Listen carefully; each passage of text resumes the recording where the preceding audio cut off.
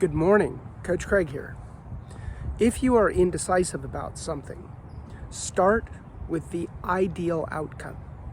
If you don't have a vision of what the ideal outcome is, then it perfectly explains why you're indecisive, because you can't know what the actions are that you need to take if you have no idea what the end state is that you're looking for. So if you're indecisive, you first just let that be a trigger and say, I need to define what the ideal outcome is that I want. And then it puts you into a different mindset where you're like, okay, now I'm in visionary mode. I am envisioning what the ideal state of this thing that I want is. And so that might be a partnership, it might be a relationship, it might be a particular product you're building, it might be a service offering, whatever it is. Indecisiveness oftentimes is due to a lack of clarity about the end state. Because once the end state is known, and you're like, yes, that is exactly how I want this to end up, then you just work backwards from magic. I can't remember who said that, but I like the phrase. And so you just say, okay, here's the ideal state. Now I work backwards from that to say, what's the very last step?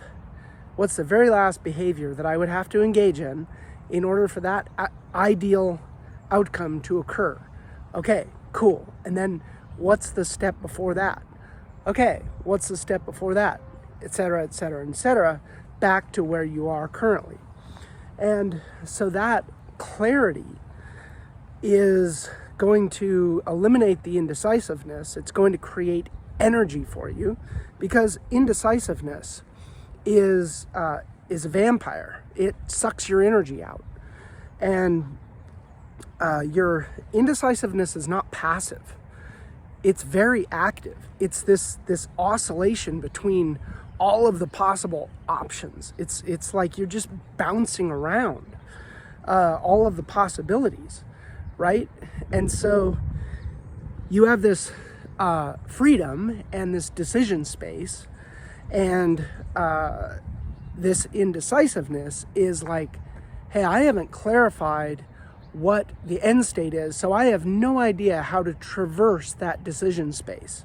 And so I hope this is helpful. I hope that it helps you to sort of short circuit the decisiveness that happens in your life. And so if you are indecisive about something, stop, define the ideal outcome, and then that should be like 80% of it.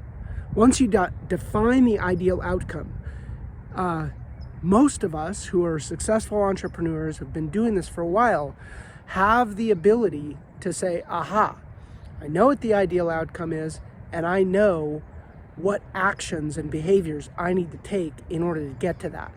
And so I think that's going to be like the 20% of the challenge. The 80% is defining the ideal outcome. Coach Craig out.